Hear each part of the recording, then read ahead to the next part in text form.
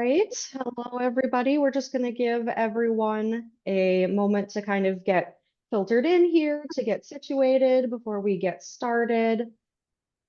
Looks like we've got quite a few people joining from the waiting room, so that's great.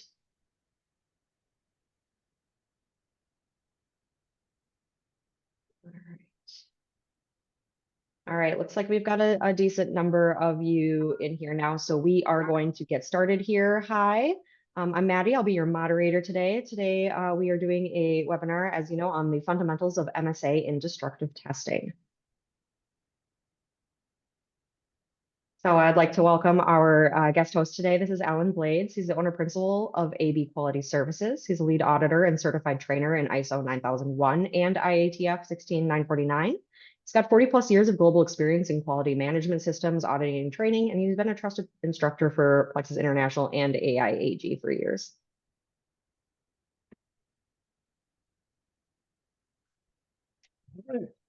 Good morning, good afternoon, and good evening, wherever you are in the world. And thank you for making the time to join us. So, as Maddie said, we're going to take a look at MSA for, in particular, destructive testing, which is quite a little bit different from normal MSA. I've been a quality manager over the years at many sites, and I have always cringed when I got audited on destructive testing, because it wasn't capable, and the supplier quality people and the the certification body auditors were just as uncomfortable as I was with the situation. Consequently, it got hidden, didn't get discussed. I found out over the years that everybody suffers from the same thing, that MSA for destructive testing is notoriously incapable. Having said that, there are things we can do to make it as good as it can get. Probably it's not going to get perfect, but there are things we can do to improve it. So I want to go through the agenda very quickly. I don't want to take up too much time in what we're going to spend time on. So we're going to look at ISO 9001 and IATF 16949, how we bring MSA into that, and how it affects what we do with MSA. And we're going to be looking at an overview of MSA for destructive testing, very quick. We're going to look at some sampling methodology for MSA, an overview of destructive testing. We're going to go into not a lot of depth, but I'll introduce you to crossed gauge R&R for destructive testing and nested MSA for destructive testing. Then I'll just do a quick summary and wrap up and what we've covered. And then Maddie will be taking questions as we go through. So she will explain that to you, and we'll try to answer those questions. Aiming for about an hour. First time I've been through this, so it could be a little bit less, could be a little bit longer, but aiming for an hour. All right. Yeah, as Alan said, I am going to be filtering through the Q&A feature button at the bottom of your screen. So anytime a question comes up during the webinar today, please feel free to enter that. Right now, I am just going to launch a quick poll for you guys. We like to get a sense of who's going to be listening in today. So we have a few brief questions. First one is, how would you rate your current level of knowledge in measurement system analysis? The second one is, what type of destructive measurement do you engage in? Then we've got, what do you consider to be the most difficult aspect of destructive testing? And finally, what do you find to be the most challenging when submitting your results to the customer? So I've got that launched. If I could get some of you guys to take a look and start answering those questions, that would be great.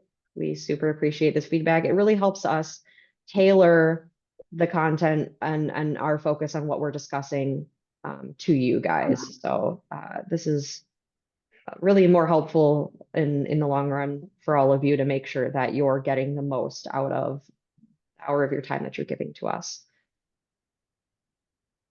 I'll just give a little bit more time here so I can get some more of you to answer.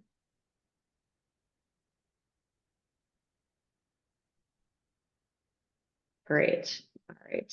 I'll end the poll now and share the results. So it looks like vast majority of you would say you have a medium level of knowledge in MSA. That's great. Um, Interesting split here on the types of destructive measurement you engage in. Pretty well distributed answers here in what you find to be the most difficult. So that's great.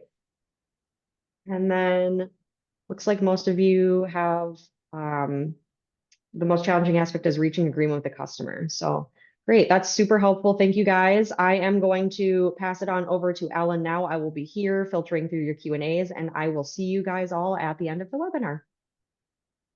Okay, thank you, Maddie. Right, a lot of writing in this slide. I'm going to summarize it. I'm not going to go through everything there, but we're looking at the types of variation that can come into MSA. So they can contribute to MSA. So first of all, we got process variation, the usual suspects there. Lots of things that can come into process variation. People, you know, we all have different skill levels. We all have different tolerances to fatigue. So, you know, whether we're new to work and whether we've been there for 8 hours, we operate in different ways. The materials, even though they're in spec, we do get variation between top and bottom spec, causes a lot of variation within the process. And the environment, you know, even between day shift and night shift, light varies. And if you're looking at gauging, you could be misreading gauging. The methods and techniques that we use, if people don't follow them consistently, they're a bit inventive about how they apply them, we could get differing results. And the measurement gauges themselves, you know, they're not calibrated properly. If we're using the wrong type of gauge, we're not going to get good MSA results coming through. And all of it can affect the final result that we're getting through. Right. Don't want to spend a lot of time on this again. Just want to have a look at a couple of tools that turn MSA from an event into more of a process-related thing, bow tie analysis. So again, we're looking at the things I've just been through, process variation. Right at the center, we're looking at incapable destructive testing. And then on the on the left-hand side, the type of threats. These are examples, not going to go through them all. So process variation is a process, measurement uncertainty, undocumented operator methods, people, lack of competency and unskilled appraisers. Yeah, all of those. And some of the controls that come out on the other side that we use to counteract the threats and risks. You know, so for process variation, we could have capability studies. First of all, just understand how capable our process is, how much variation is contributable to the process. We could put control charts and standard work instructions. And the consequences of getting it wrong, we all know what those are. You know, we're getting high measurement uncertainty, risk of shipping non-conforming product to the customer, warranty costs, all the usual suspects there. And reject conforming product. So if we are uncertain about our measurement system, we could be rejecting pieces that are actually in spec. So again, it's adding to the overall cost of the product there. And there is a compromise between the effects of non-conforming product, the cost of non-conforming product, and the cost of controlling it.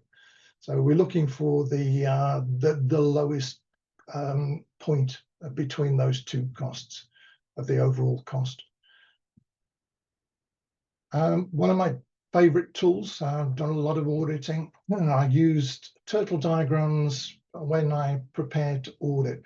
It gives you an understanding of the process and all the bits and pieces that make up a process.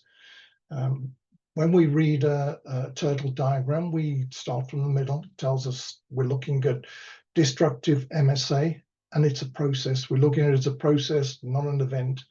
So the inputs could be, we got DFMEA, PFMEA control plans, test equipment, test pieces that we're measuring, the appraisers are actually measuring, and stable production process and trained appraisers. And the outputs to that process, the reliable MSA results, not going to go through them all, but generally every process has an input, every process has an output. So the next important box is at the bottom right-hand side. So how do we measure the non-destructive process? So we plan to do it. So are we meeting what we planned? Have we done the number that we said we were going to do in our plan? We could have appraiser accuracy and variation. So when we compare the results from one appraiser to the other, how much variation is in there? And gauge capability indices. So when we get results out, just how capable are our gauges? And we can do run charts. Then we go to how. So that's the documentation that describes how we do the destructive gauge MSA process. And it's things like calibration procedure, inspection instructions, control plans. And then what do we need to do it? So calibration, laboratory, climate controls, just a couple of examples. And then we look at who is in the process. Normally we have a process owner, so a calibration technician as an example, it doesn't have to be. And who supports the destructive gauge MSA process. It could be the appraisers, HR for training records, just examples there. In some turtle diagrams, people add risks. I'll put some in here. So some of the risks is unstable production process. You know, some of our processes are not capable. We're doing 100% inspection, just not capable, fact of life. And some of the opportunities. So process stability improvement. So we can improve the stability of our process. Just an overview of a turtle diagram. And again, it shows destructive gauge MSA as more of a process and not an event. It's not one thing that happens. It's something that we can control. ISO 9001, I'm not going to go through everything in the slide, so let me summarize it. So it doesn't say categorically in ISO 9001 that we have to do MSA and we have to improve our measurement system, but it is implied. So it says organizations shall identify and act upon opportunities to improve. And that includes enhancing the products and services to meet current and future need, which implies drives better measurement precision. And it reduces undesired effects, the target measurement errors, deviation, that's how it relates to MSA, and improving quality management system performance. The MSA process is part of the quality management system, so it implies we have to improve the MSA. And 10.3, continual improvement, it requires that organizations continually improve the quality management system, suitability, adequacy, and effectiveness. And decisions need to be based on results, and results for MSA come from gauge R&Rs. Management review outputs. So if we got incapable processes, we need to discuss it in management review. And the implications for MSA is ISO 9001 implies that we must treat MSA capability as a living system. It's not something we do during APQP or PPAP. It's something that we need to repeat, regularly reviewed. It's data-driven and improved to reduce uncertainty to meet our customers' involving expectations. I'm assuming that a lot of you on the call are IATF 16949 certified. So IATF has something to add about that. So it says that organizations shall have a documented continual improvement process. So we should have a procedure that tells us what we should be doing. I'm assuming that most of your procedures don't include MSA, but the clause there talks about the process shall include a defined methodology, clear objectives, and measures of effectiveness. So that also includes structured improvement of the MSA capability. It talks about manufacturing action plan, targeting variation and waste reduction, direct link to gauge R&R to gauge capability there, variation within the process. And risk analysis and FMEA. The standard doesn't specify FMEA. It says such as risk analysis, such as FMEA, but most of us do FMEA. A part of FMEA is detection systems. So how do we detect things that are not correct? We use gauges, and gauges need MSA. So some of the key points taking out of the continual improvement and 10.3.1. So improvement starts after the process is statistically capable. Anything before statistical capability is just corrective action. So continual improvement starts when we're capable. IATF requires PFMEA, which includes optimization of improved detection systems. Okay, I'm going to move on. Okay, both of those standards, ISO and IATF, are built on the plan, do, check, act cycle, that Deming cycle, and it applies just as much to MSA as it does to the quality management system. So the plan, we identify opportunities to improve both the process and MSA capability. And the do is we implement those opportunities and reduce and enhance measurement reliability.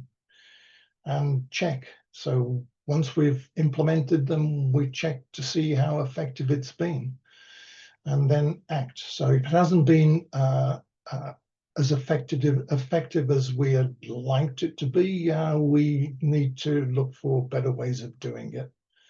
And if it is effective, we just keep going around in that plan, do, check, act cycle. So when we set out in a manufacturing process, if we go into serial production, we may have more variation than we would really like to have. We've just seen in those two ISO and IATF clauses that we have to improve our processes. Now, this diagram is showing you the continual improvement. We're going from high to low variation. So on the right-hand side there, you can see that the percentage of variation coming from the measurement system, it's probably around 12% on the right-hand side. As we improve the process, we're not improving the capability of our measurement system. So it could come down in this particular case here to 50%. And if it comes down to 50%, it's a 50-50 chance that we're reacting to process variation and not measurement system variation.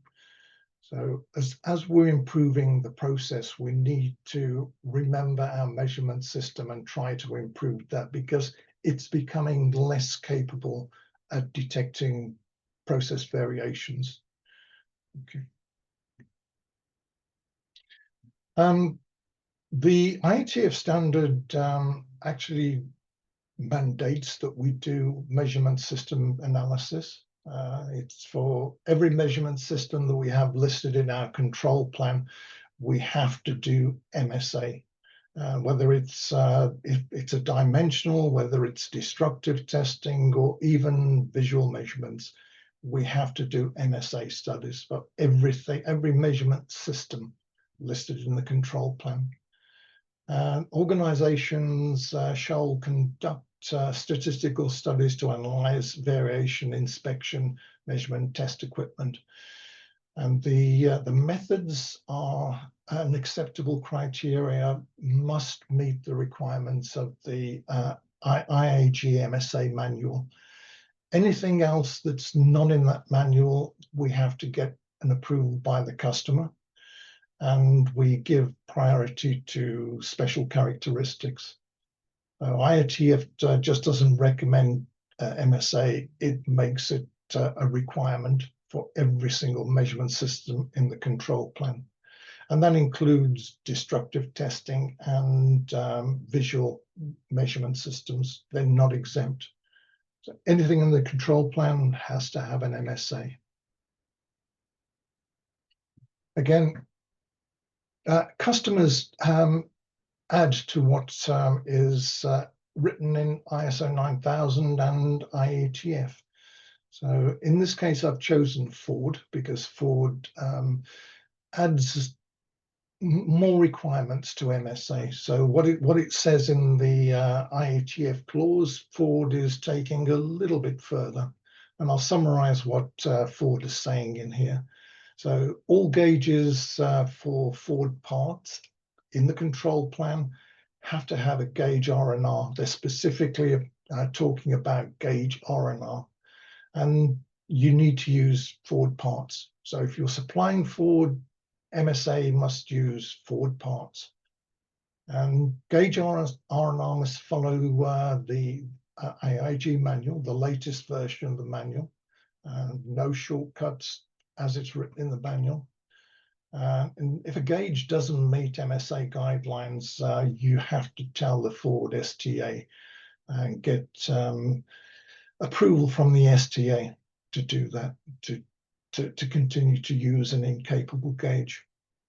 So the applicability criteria, the organizations must report plus or minus 2 total gauge R&R standard deviations. That equates to a 95% prediction interval, 5% measurement uncertainty. This value is used with an engineering judgment. It's not just applied, it's used with judgment. It's and report for Ford, you need to report it R&R values as a % of the study variation and a % of the tolerance. They go on to say, which is pretty standard from the MSA manual anyway, that acceptable is considered anything less than 10%, and you don't need to take action. Anything between 10 and 30% is conditional. You need to contact the site STA engineer, have a discussion with them. And above 30% is unacceptable. I haven't seen a destructive MSA that is below 30%. Everyone I've seen is well above 30%. And I've had a few discussions with not just Ford STAs, but with other customer quality people as well. They are well aware that the world struggles with destructive testing capability.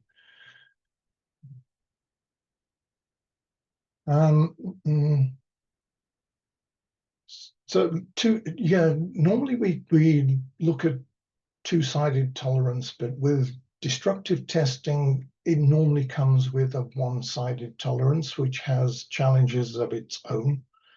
So this is coming from the Ford PPAP requirements. So they kind of shuffle things around and hide them. So you need to know the customer requirements pretty well to make sure you don't miss anything. So I pulled this out from Ford PPAP. And it says that PPK less than one-sided % becomes artificially inflated. So a standard gauge in our R&R matrix could be misleading. So we probably have to assume a tolerance. So if there's an upper tolerance, we have to assume a lower tolerance. There's a lower tolerance, we have to assume an upper tolerance.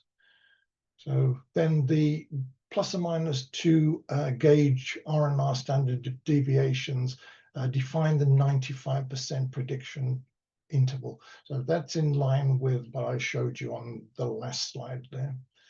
And it helps to assess gauge's acceptability, and it compares it to the distance between the distribution of the tail and the specification limit.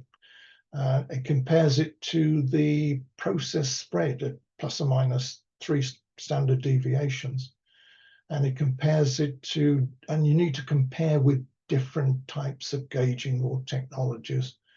So don't just try one type of gauge. If that's not capable, you have to try several different types, find one that's the most capable. Critical notes for destructive testing. So the Ford methodology that's described there, it's especially important for destructive testing. Most destructive tests have a one-sided tolerance. The standard AIG manual guidance doesn't really cover that very well. So Ford fills that gap pretty well.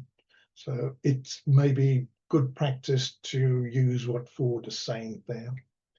And the implications when you're doing one-sided MSA for destructive testing. With Ford, you need to do a deeper analysis and using prediction intervals and not just percent of the tolerance there. I mentioned then that it's good practice. Whether you're dealing with Ford or not, it's good practice. So consider using it even if you're not dealing with Ford. There are quite a few beginners with on the call with MSA. So I'm going to go through the basics again quite quickly. It's not a training course on MSA basics, but I will go through them so that we're all on the same page. There are 2 studies that we could use. There's crossed MSA and nested MSA. So crossed MSA, we use the same parts and multiple times by one appraiser, and then we repeat that with other appraisers, sometimes 2, sometimes 3. That will give us repeatability and reproducibility. So repeatability is the consistency between one appraiser across multiple trials. So how well one appraiser agrees with him or herself on different trials. And reproducibility is how well appraisers agree with each other, whether using 2 or 3, how close are the results between the appraisers. Destructive testing, gives us a bit of a challenge because it's one test, one trial, and the part is destroyed. We can only test it one time. So we cannot do that traditional crossed MSA. There are ways we can do crossed MSA, not particularly the best way of doing it, but it can be done. I'll get into that a little bit later. And MSA, each appraiser measures different parts from the same process. It's an alternative method for estimating when parts can't be reused, which is exactly what we're talking about with destructive testing. But it still allows an analysis of the appraiser and gauge effect. We do have limitations on that. I'll go through those limitations when I get to that slide. The results are not usually capable. So, I did some research. I'll share that with you later about the different types of tests and the typical capability that's coming out of those tests, destructive testing. So I'll share that information with you later. Again, I apologize to the people that know this stuff pretty well. But for the beginners, let me go through it quickly. So we're looking at two different types of measures. We're looking at location and the width or the spread. So the location for the first one on the right-hand side, on the left-hand side there, you can see those darts are pretty well grouped together. They're off the center of the target. So there is precision there that we're getting repeatability, but there's not accuracy. So we have a bias to one side. Because we have pretty good precision in the graphic at the top, move my mouse a little bit. So the graphic at the top here, we have the lower specification and the upper specification. So if you put a normal distribution curve, you can see it comes inside spec. On the other example here, we do have accuracy, but the darts are coming around the center of the target. And the center of the target represents the known dimension or the known value of what it is we're actually measuring. So it's coming around the center, so we do have accuracy, but it's not precise. They're not grouped like we have in the other example. And we get a lot of spread. So in this case, we're straddling the lower spec up to the upper spec. So the gauge is taking up a lot of the specification. In this example over here, it's taking up some of the spec, but not all of it. Okay, so what's in a measurement system? So measurement systems, not just the gauge, it's not just the people, it's not just the parts, not just the environment we're using. It's a sum of all of those things. It also includes the way that we sample the parts, the way that we take the samples that we're measuring, particularly in destructive testing. It's one of the few things that we can do to help get better results is design the way that we take our samples from the system. I will get into that a little bit later when we get to there in the presentation.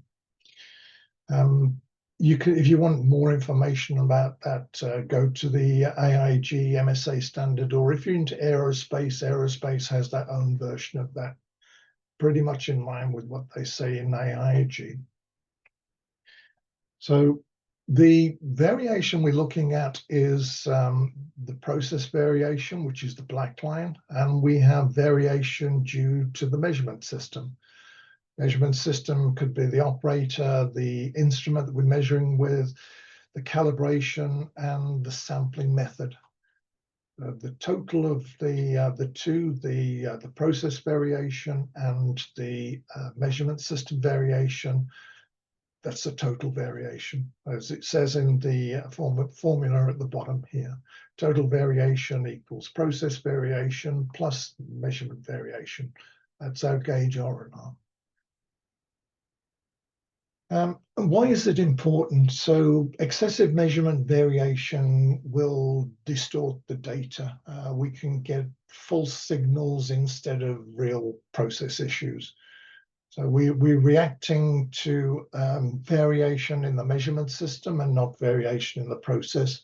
And by doing that, we can actually increase the variation by adjusting a process that doesn't need to be adjusted. To avoid it, measurement variation needs to be minimized. The smaller, the better. The solid MSA is essential before we start doing SPC.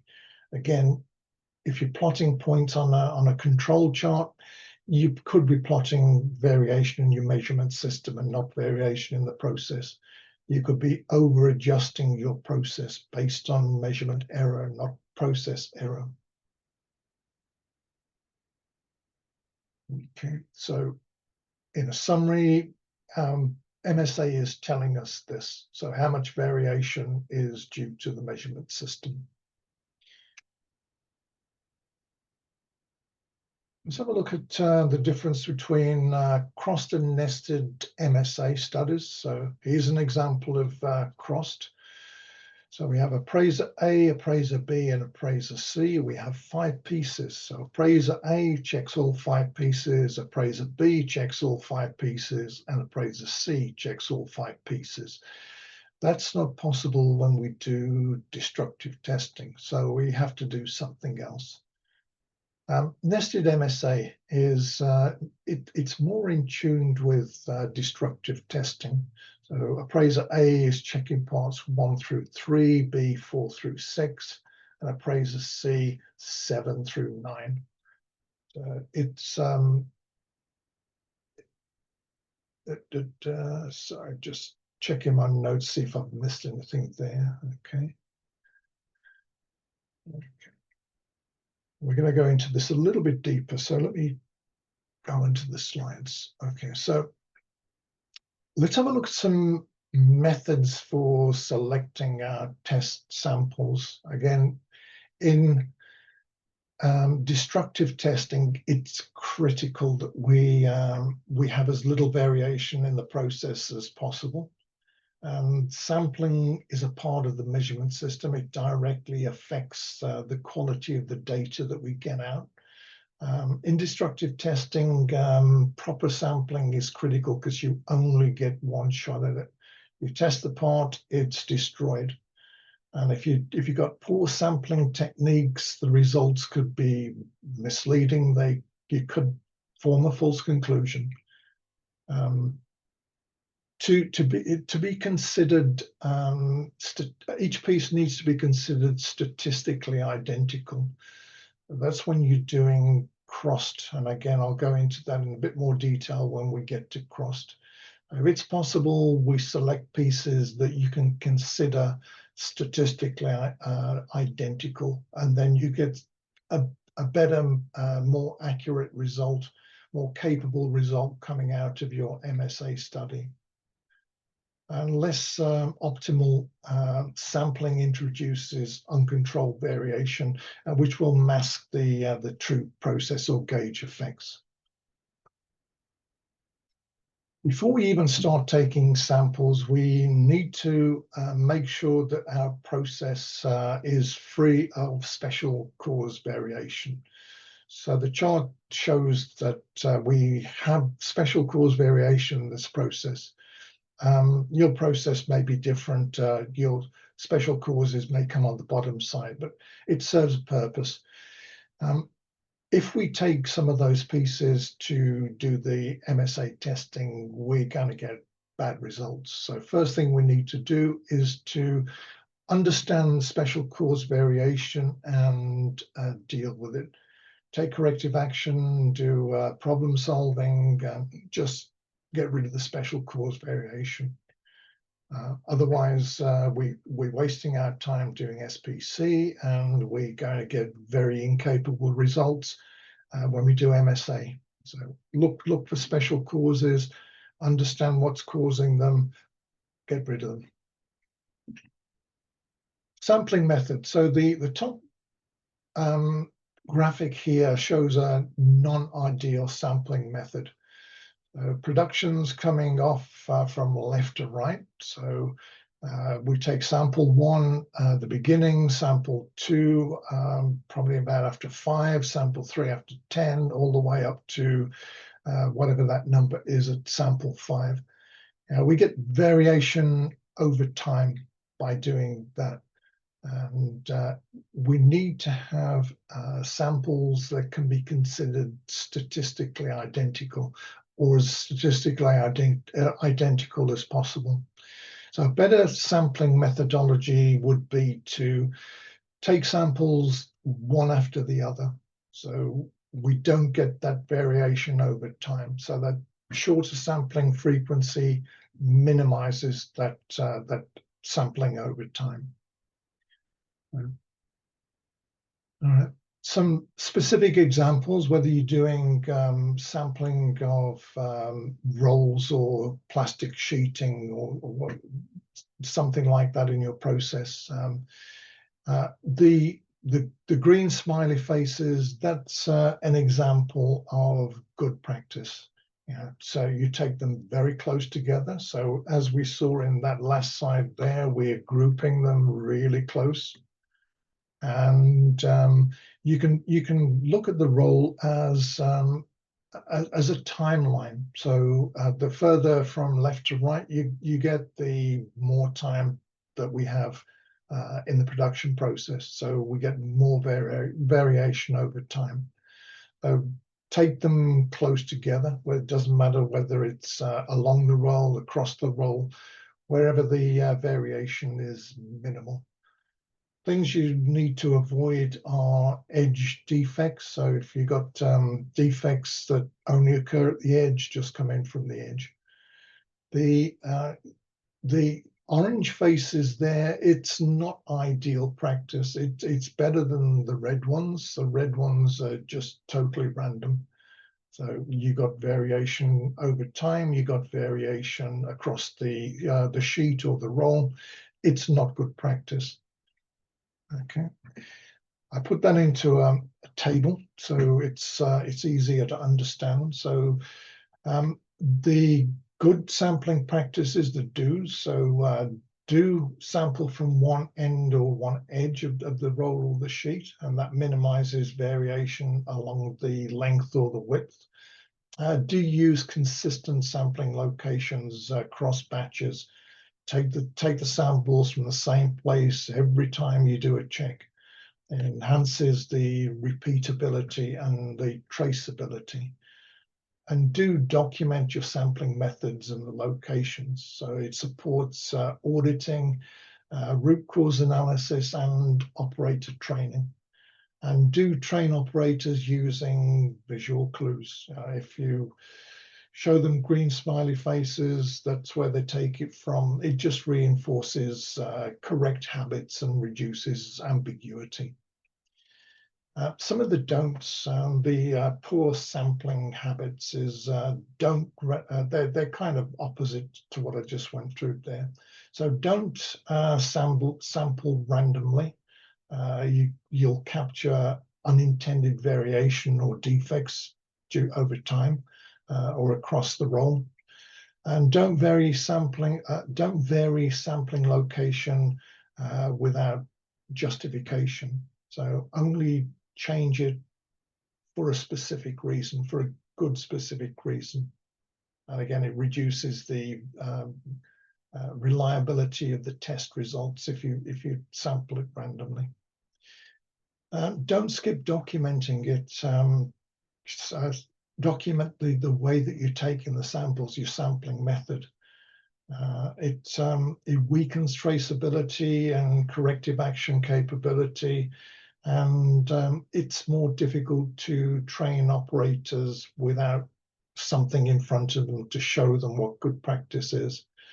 And don't assume that visual conformity equals material consistency. It may look the same, but we have other things, or we may have other things that are excuse me, that are lurking in there, like tension or stresses or curing differences. So there may be some non-visible things in there.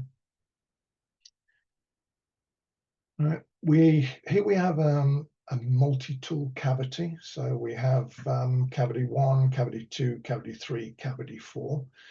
We should be taking samples independently from each cavity. So subgroup 1 is made up exclusively from cavity 1. Same with cavity 2, same with cavity 3.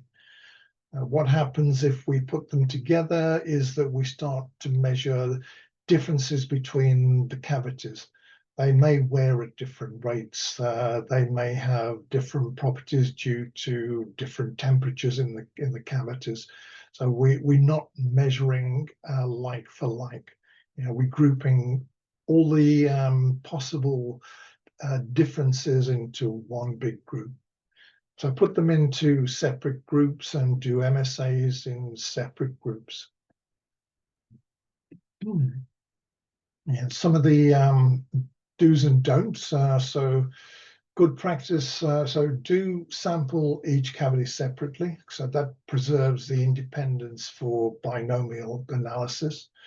And take samples consecutively. Remember that if we take them at random intervals over time, we bring in variation over time. So sample them consecutively, one after the other, minimizes time-based variation. And use consistent subgroups sizes. Don't go from 5 down to 3 and then up to 7. Just if you're using 5, stick at 5. That supports the valid probability modeling. And document cavity and time of sampling. So if it's taken from cavity 1, mark it cavity 1, sample 1, record the times.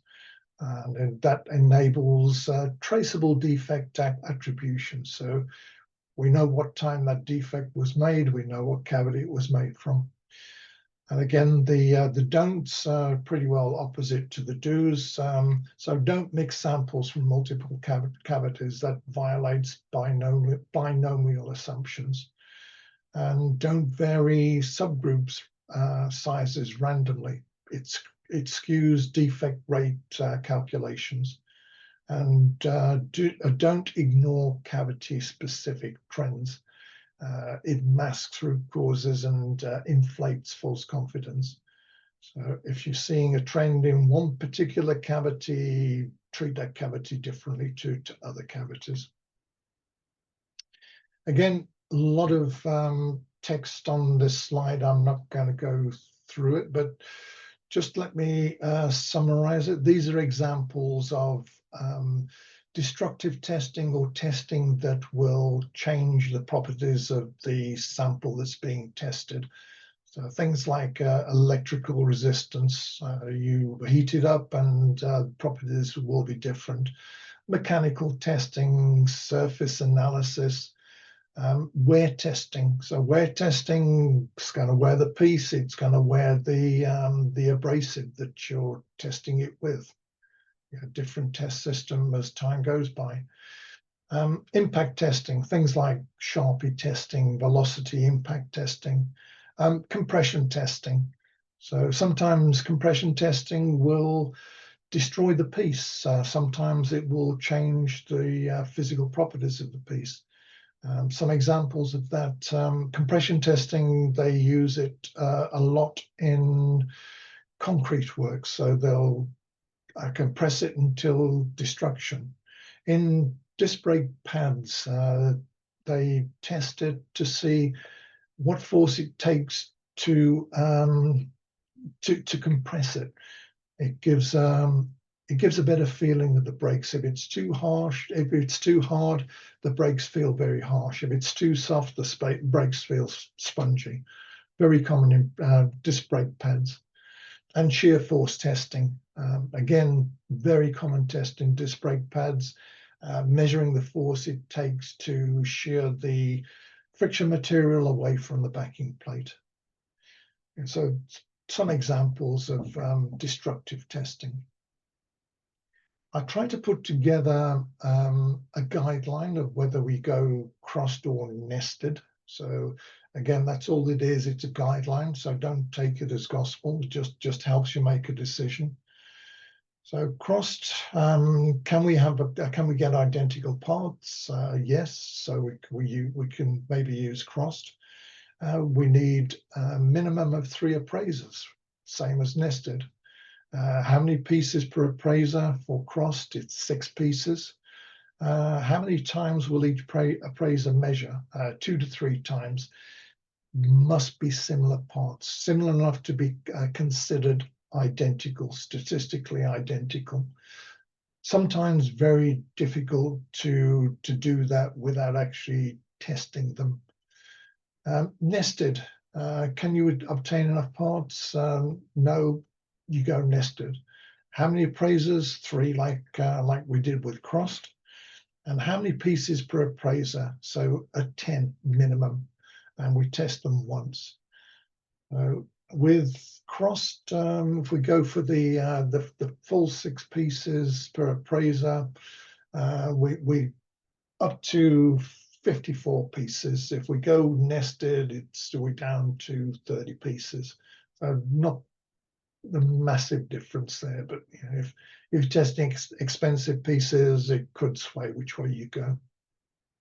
But again, the key is if you're going crossed MSA testing, is you need to know that the pieces you're testing are similar enough to be considered identical. Let's dive a little bit deeper into crossed R&R. So when we use it when the part is destroyed, we don't get repeat tests on the same item. It's normally used for non-destructive testing, but we can use it for destructive testing. We need to have multiple similar parts to estimate the variation. It requires extreme care in the selection of the parts. And again, I'm stressing they must be considered statistically identical. And the way we do the study, the overview, multiple operators, each operator measures different parts that are assumed to be identical. And each operator measures the parts 2 to 3 times. And homogeneity assumptions, it's critical parts they have to be similar enough to simulate repeatability and reproducibility. What it tells us coming out of the other end when we crunch the numbers is we get a repeatability. That's variation within the same appraiser, within appraiser variation. And we also get reproducibility, so we can see the difference between the appraisers. And we get part-to-part variation, even in destructive scenarios. Right, so let's have a look at how we take the samples and how we distribute the samples when we're doing the test. We've taken 27 pieces and they're coming off the production process consecutively, so one after the other. There could be some variation between 1 through to 27 because it's the time that's involved in making it. We can split them into 3 different subgroups. So subgroup 1, we take pieces 1, 2, and 3 and give it to appraiser A. And we take 4, 5, and 6, give them to appraiser B. 7, 8, 9, give them to appraiser C. And then with subgroup 10, appraiser A gets 10, 11, 12, B gets 13, 14, 15. I'm not going to go through to the end of the sequence. You'll follow it anyway there. So that kind of builds up subgroups that should be pretty similar because they're taken from the same period of production. Okay. So let's have a look at nested MSA. So we use it when we can't measure the same part. Every single part we measure gets destroyed, or at least the physical properties are altered. So it's the only way that we can measure pieces we destroy unless we can guarantee that those pieces are similar enough to be identical, to be considered identical. And it's called nested MSA because each part is nested within a single appraiser. There were no overlaps between the appraisers. I'll show you a diagram of that on the next slide. It's suitable for non-replicable measurement. That's destructive testing. It evaluates repeatability, the variation within a single appraiser. It evaluates part-to-part variation, but it doesn't give us reproducibility. So that's a limitation. We only get repeatability and part-to-part variation from nested MSA. Some of the oversight controls that we could put in, we could use a proctor to oversee the testing. Somebody that really understands that test, and we have a procedure for doing the test or a test method, and that the proctor can see that all the appraisers are doing the test in exactly the same way. And it helps to identify variation in technique from appraiser to appraiser, which we can correct. And proctoring supports the standardization from appraiser to appraiser. We can identify people that are not doing it the same as everyone else. We can retrain them, and we can remove some of the variation. Proctoring will reduce the hidden operator induced variation. In the tolerance considerations, destructive testing, they generally have one-sided tolerance, so we may have to assume either an upper tolerance or a lower tolerance, so to get a meaningful result. And that applies to both nested and crossed studies. We will probably have to assume either an upper or a lower tolerance. With nested MSA, it's brutal. We only get to test one part once. Yeah, if we make a mess of it, then we're going to get bad results. So the tighter we control the taking of the samples, the tighter we control the measuring of the samples, the better the probability is we're going to get better results coming out.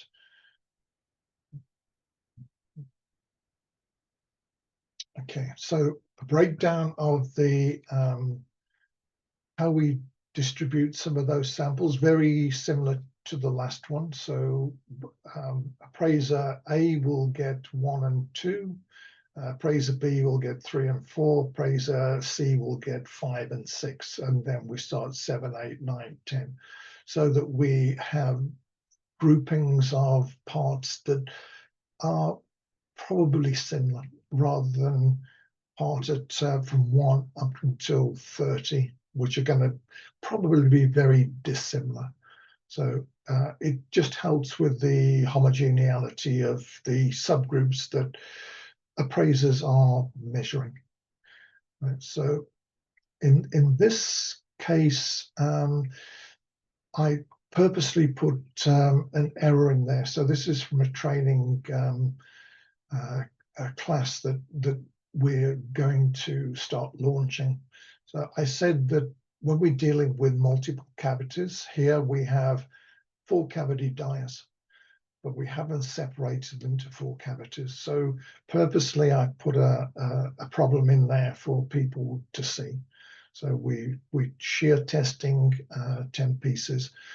We should be taking, it's 4 cavities, we should be taking 4 subgroups of 30 pieces, making sure that we're checking each cavity independently and separately. Summary. So very quickly going through a summary. So we identify, control, and improve all sources of variation. ISO and IATF 16949 and our OEM customers require correction of incapable measurement systems. Measurement system includes devices, it includes the people, it includes the parts we're measuring, it includes the environment we're measuring it in, and it includes the sampling method we use for collecting the samples. MSA will quantify the measurement system's contribution to the total process variation. So what can you attribute to your measurement system? Is your measurement system taking up the total tolerance, or is it just less than 10% of the tolerance? Sampling selection, the method we use will directly affect the results that are coming out of the MSA checks. It's not sampling neutral. We physically have to have a process for selecting the samples. We must remove special cause variation before we start doing any meaningful MSA and before we start doing SPC. If you've got special cause variation there, it's chaotic. You don't know what you're measuring. And destructive testing prevents traditional MSA methods. So we don't get to do repeat checks on parts. Once we check them, it's gone. And destructive testing often yields incapable results. So the OEMs understand that. So the implications are that MSA is not just a checkbox exercise, it's like a mirror. And if your measurements system is distorted, your decisions coming out of that measurement system will be distorted too. So I was going to wait for the question to be asked, but I did put some stuff in here. So let me share this with you. I did some research as best as I could. There's not a lot of information out there on destructive testing. So here are the sources I took it from. So I don't know whether the type of industry you're in is listed down here, but some of the common ones are. So tensile testing, typically we get between 80 and 90%. And if you're new to MSA, we're looking for something below 10% to be considered capable. So these are typical values coming out of industry. Yeah, for welding, it's 75 to 85%. Paint adhesion, a lot of people are doing testing on paints, 70 to 85%. I'm not going to go through every single one there, but you can see that MSA for destructive testing generally isn't capable. The OEMs understand that. They don't normally voice it out loud, but you can have a conversation with them, and normally kinds of gets accepted. If that's a state of the art, that's as good as it gets, they will generally accept it, but they will expect you to look for better ways of doing it. And coming out of industry myself, multinationals, so we had standardized testing in different plants across the world, and everyone used the same testing. So one plant couldn't go out on a limb and change the way that we tested something. It had to be in line with corporate policy. So it's another reason. So I'm going to go back to Maddie. Maddie's going to give you a poll. Yes, I've got just one wrap-up poll for you guys here. It's only 2 questions, and it is basically just a review of what you learned today. So based on what you saw in today's webinar, do you feel your organization understands destructive testing is the first question. And then the second is, based on what you saw about destructive testing, are there opportunities for your own forward movement in your understanding? So I'll just give you guys a little bit of time here to answer those 2 quick questions and get some answers here. Also, if you have Q&A questions, please feel free to take a moment and submit those now.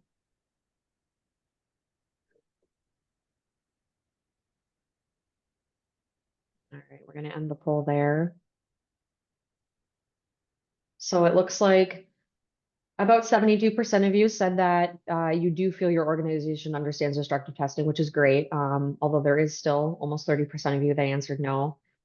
And then vast majority of you felt that there were opportunities for your own forward movement in your understanding. So that's great. All right. So we will move on now to the Q&A portion. So let's see here. Our first question here is, when you measure a destructive test, you cannot repeat it at the same position because the test is a destructive test. How can you analyze the results when each measurement uses a different piece each time? So the nested destructive testing method is probably the best one. So it's very often difficult or impossible to select pieces that you know are statistically identical. So that's what you're seeing in those results. If I go back to that slide I showed you here, so that's exactly what you're seeing in these results here, is that you cannot guarantee that. So that's where a lot of that variation is coming in from. What I've seen in industry from my long years in industry is that often we just group everything together. So we got 4 cavities and we test them all together. So that's where some of that variation is coming from there. But to answer the question, yep, the pieces are destroyed. Sometimes those pieces may not be identical. I'm thinking about this disc brake pad shear testing. So my experience with that is probably it's more around the 85% than it is the 90%. But the equipment that we were using to test it, it was like an anvil that followed the radius and the top of the pad or the bottom of the pad. We just pushed it off and measured the force that was taken. So if that anvil came down in one particular spot, there was a focus of force in that one spot. And once that spot fails, it kind of propagates from there. So we need to make sure that what we're testing conforms properly to the equipment, that we don't have a lot of variation in the pieces that are coming out of the process that we're testing. That's about as close as I can get for an answer. Great. Okay. We have another one here that says, torque tools are usually listed in the control plans, though it is not a measurement device. Is an MSA required, or would only a capability study suffice? Sorry, I missed the subject. Was that torque tools? Yep. Yeah, it can be just you're talking something up to a particular value. It could be that you're actually measuring something to a value. If it's just a process instruction, you torque it to this value, you got a calibrated torque wrench. It's not a measurement device. But if you're using a torque wrench to measure the amount of torque to release something, then it is a measurement. If you're basing a pass or fail on that torque wrench, then you can consider it to be a measurement device, and then you would need to have MSA on it. Otherwise, it's just a tool you use in process. All right. Now we have, if MSAs for destructive testing are typically incapable, why do them? Because the standard says we should do it.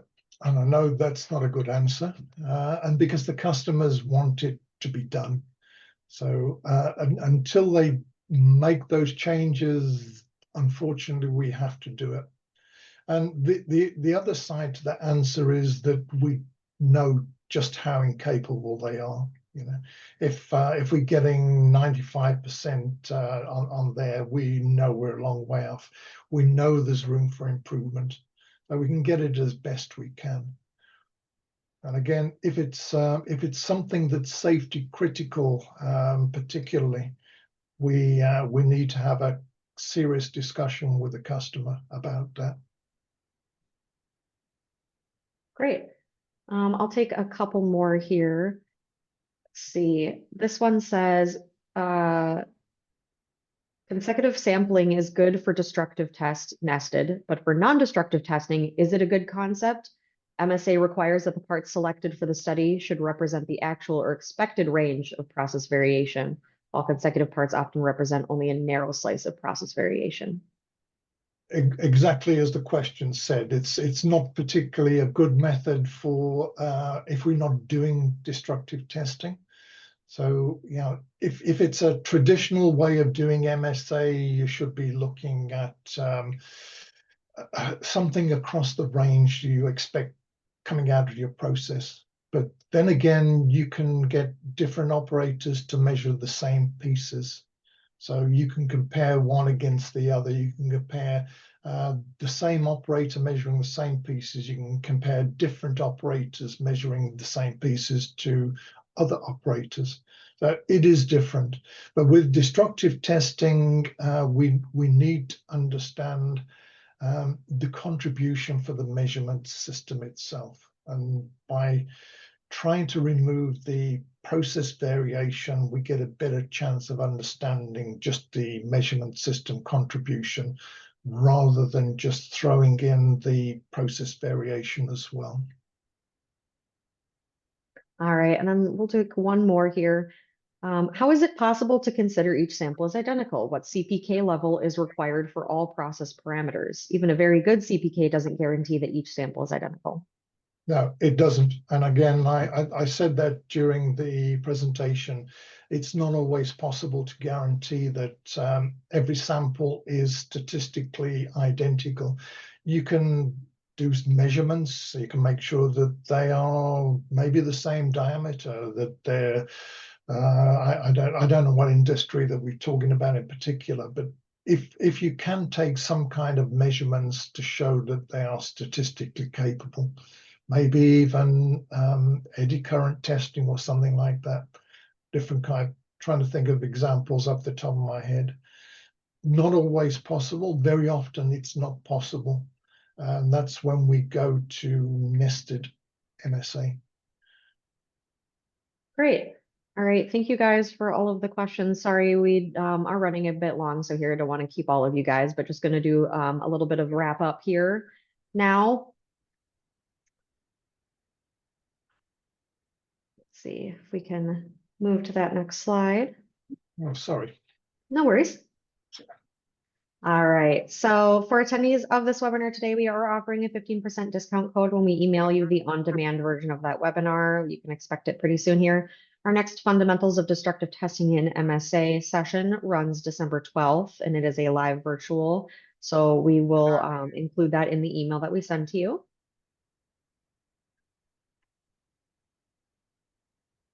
And then you can visit our website at plexusintl.com for our blogs and our tools. We try to update that blog at least once every other week so we can get you some good and useful content. You can visit us at YouTube at plexusintl, where we upload all of these webinars as well as additional content. And we are on LinkedIn at Plexus International. So thank you guys for taking the time out of your day to come and listen to this webinar. Please, we really appreciate it if you would take the short final survey following this. It's only a couple of questions. It takes less than a minute, and we really appreciate and value any feedback that you are able to provide. So thank you again, everybody, for joining us on this webinar this week. Yeah, thanks, everybody. Goodbye.